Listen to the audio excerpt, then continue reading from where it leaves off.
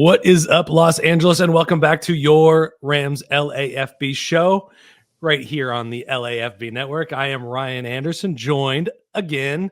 This is going to be a running thing, guys, so get used to it. Erin Coscarelli back. She's still out there at Rams practice. I'm still here. We're going to do a short little episode just kind of recapping the day of Rams practice, all the news updates, her interviews, what she gleaned from the practice heading into this important game against the Seattle Seahawks.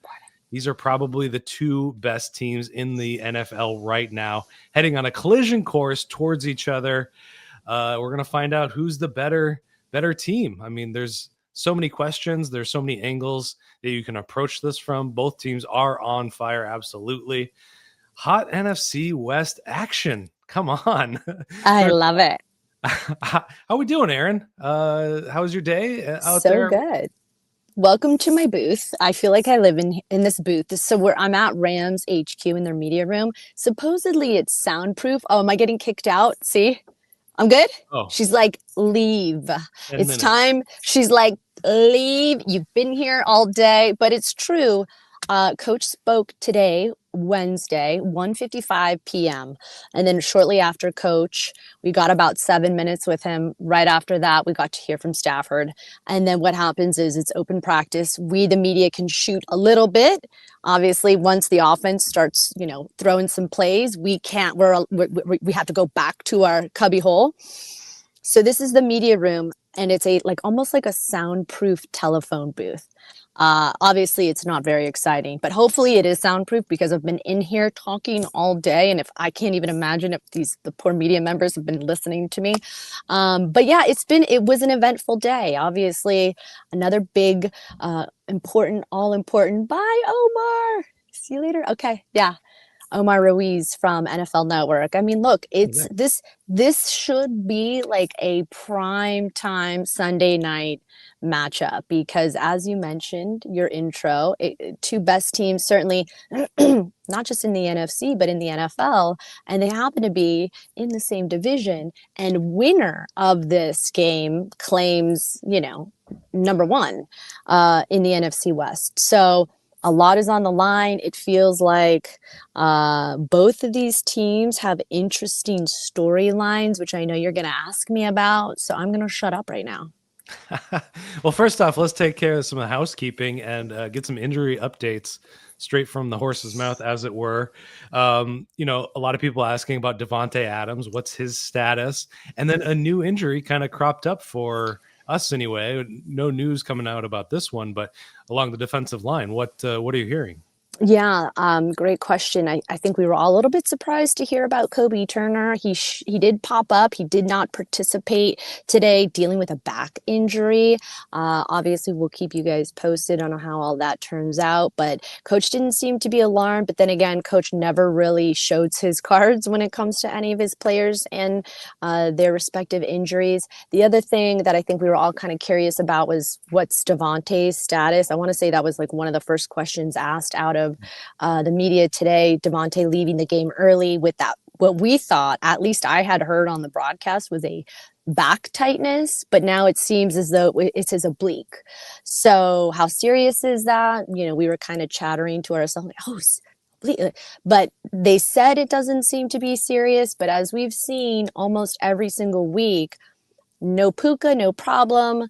They have so many different players they can dish the ball to. If Davante has to sit out, which doesn't sound like that's the case, the Rams will still be all systems go. Yeah, the company line there is he is expected to play. So we will continue to monitor this. 2 more practices this week, Thursday and Friday, and then we'll have that final injury report after that day. Just to touch on Kobe Turner, once I saw he was injured, I wanted to do a little research into his impact on the defense itself. He's played a ton of snaps, 381 snaps, 20 total tackles, 2 for loss, 1.5 sacks. Most interesting stat I found was run stop percentage. He's 70.8 is the number, and that's the percentage of run plays where Turner helped prevent a first down. So they got 2 running backs that they're going to head up against the Seattle trades time between Zach Charbonnet and Kenneth Walker, two backs with very different skill sets. Kenneth Walker's kind of the lightning. Charbonnet, UCLA, 4's up for that guy. He's much more the kind of the churner, the thunder to the lightning. I guess I could say that. But we're heading into an interesting week. Cooper Kupp is on the other team this time around. First time Sean McVay will play a team with Cooper Kupp on the other side. I'm sure that was a topic of conversation. What was on Sean McVay's mind, and if Matthew Stafford said anything about it? I mean, massive respect for each other. Of course, we were going to ask about the matchup. You're going to be facing your ex. It's like, oh my God, what's it going to be like? Like, ooh. That's the worst feeling in the world. I know. Did he get a glow up? How is he feeling? But a ton of respect. And, Stafford, of course, like the professional that he is, really downplayed that there's really anything behind it other than the fact that, he says he's still one of his very closest friends. Both of them have a ton of respect for each other. But if you're Cooper, think about this situation. You're coming back to your old stomping grounds.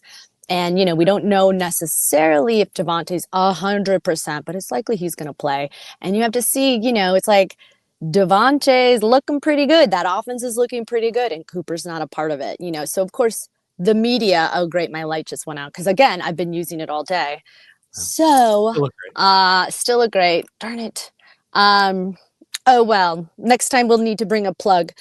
But I think, you have to be mindful that Cooper has not had a full healthy season dating all the way back to 2021. So making the change in bringing in a guy like Davante, who has contributed in the way that Davante has contributed, it's like, come on.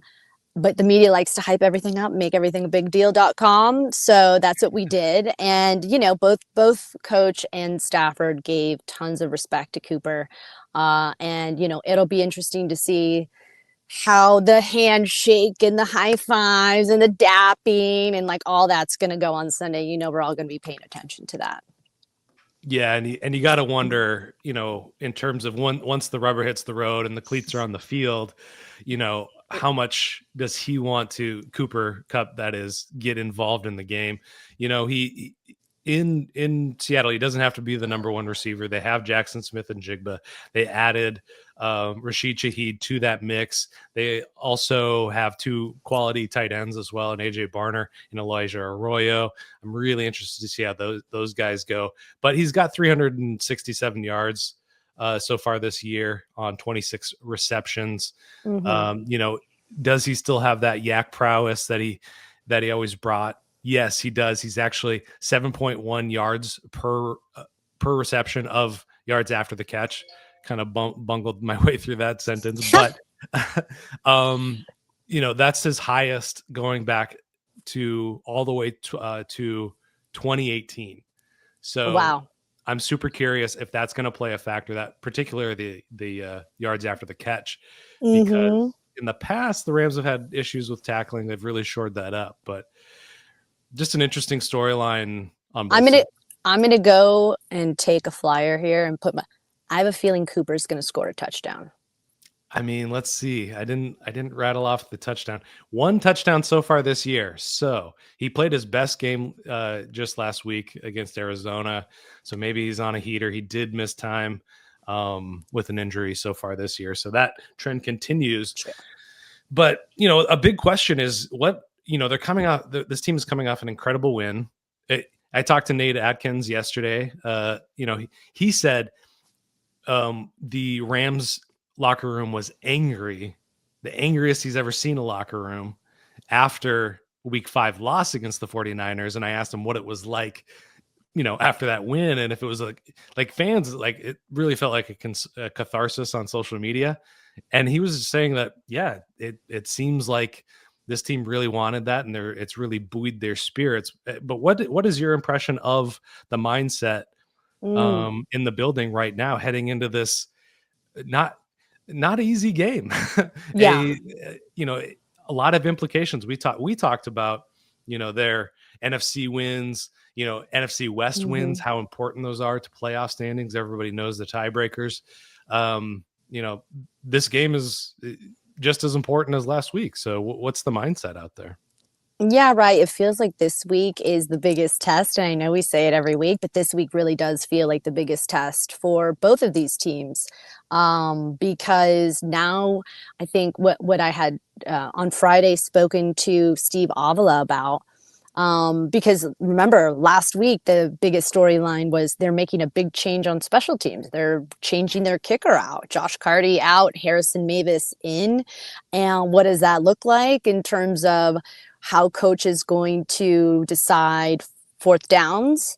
And, the kicker showed up. He's going to be the starter this week. So when I asked Steve Avila just sort of more about dealing with pressure, he said to me, this is the first time he's ever been on this roster where their record, coming out of the bye is the record, strong record, winning record, no less, right? So they're in a unique position because their mindset is they're having fun, they're confident. And when I spoke to both Aubrey Pleasant and Emanuel Forbes, they both said, we are having a good time, but we are showing up and we are working really hard, so it just seems like the mindset is good right now. And I think we'll see how they respond to adversity. But, if you take last week's win against the Niners, yet again, more success in 13 personnel, how are they going to sort of disguise their offense? Are they going to run the ball? I mean, they just have a lot of options at their disposal. And it'll be really interesting to see how the Seahawks, who have a great defense as well, how are they going to match up? Yeah.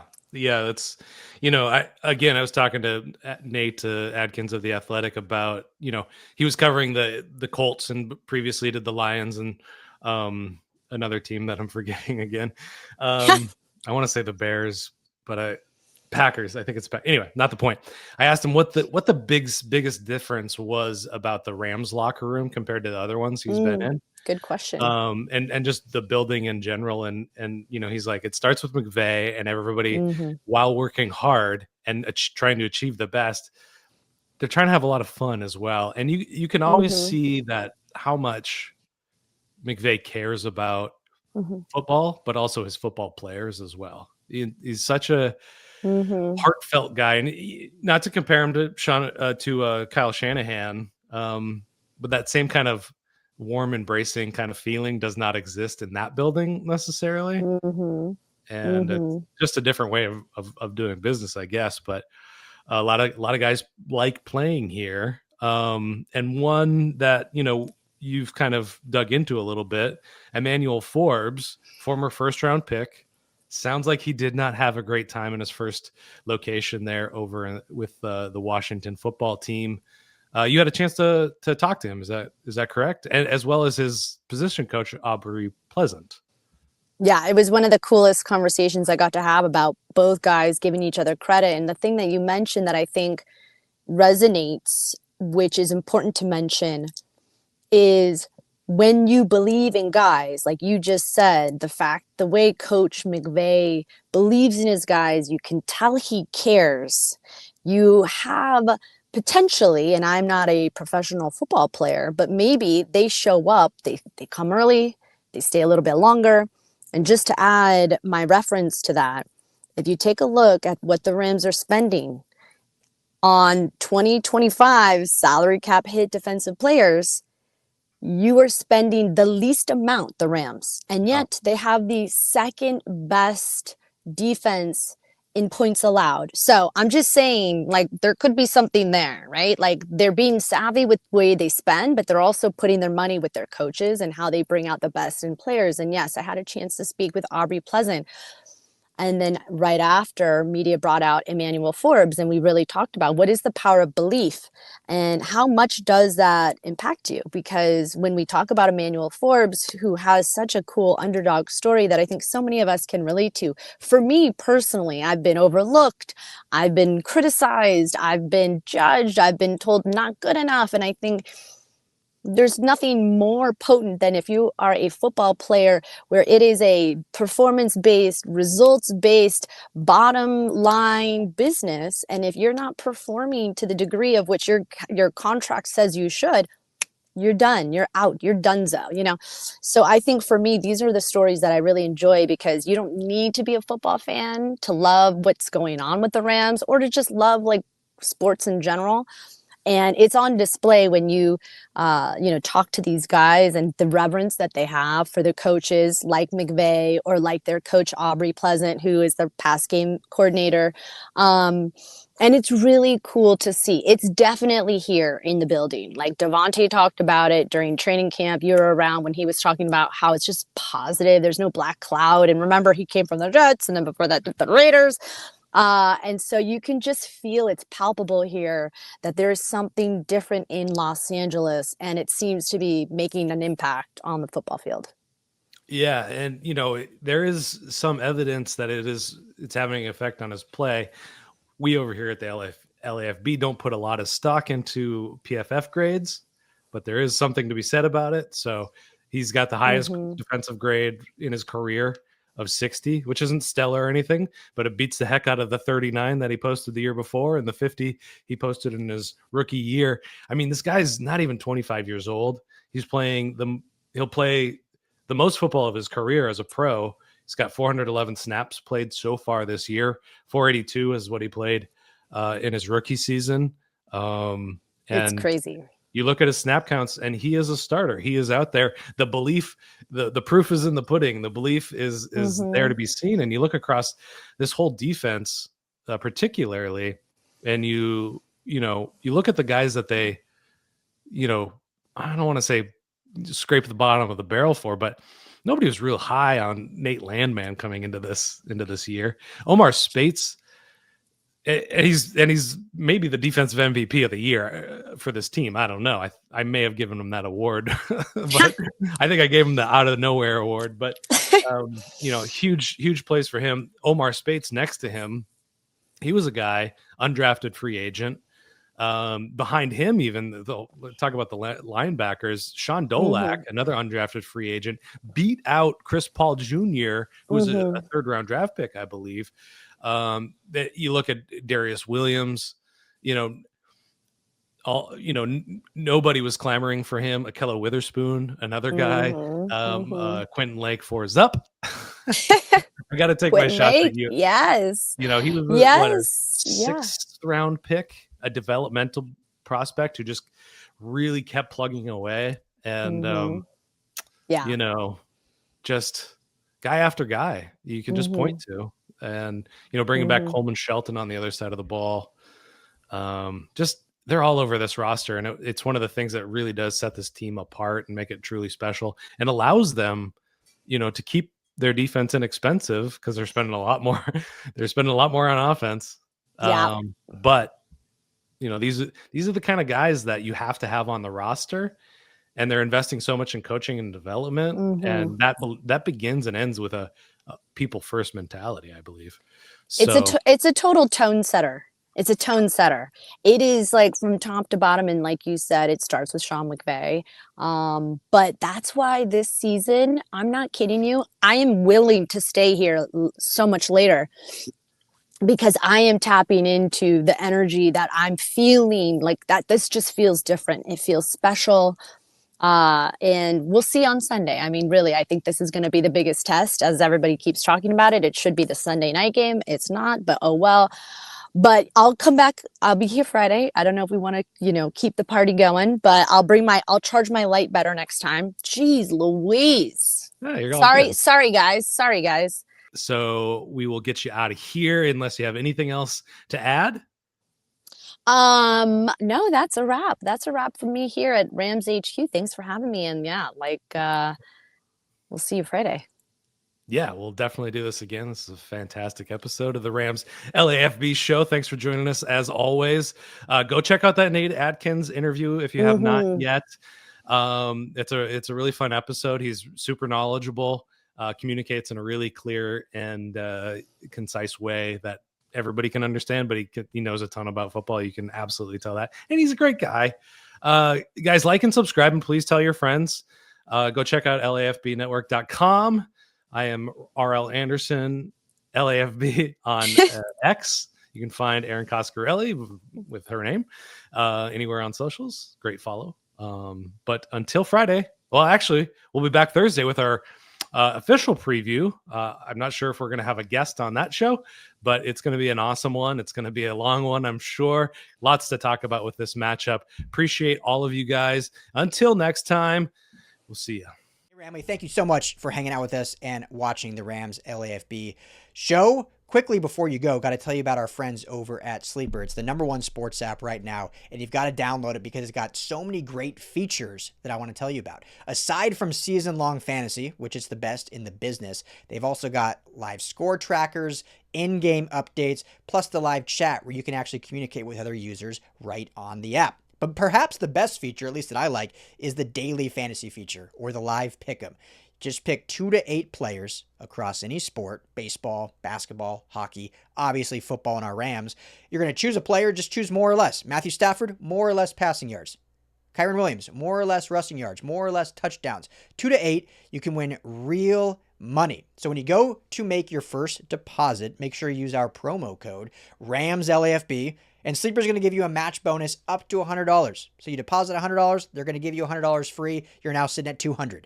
You put in $10, they're going to match you $10. You're now sitting at $20. But on top of that, right now, Sleeper is offering all new user signups a $20 free entry, no deposit required. Go sign up. You're automatically invested $20 straight from Sleeper. But you can stack that offer with that match bonus offer to add more money. Just make sure to use that promo code RAMSLAFB. Go check out Sleeper. Download it today. Tell them the guys at the Rams LAFB sent you. And as always, Ramley, thank you so much for making us a part of your day.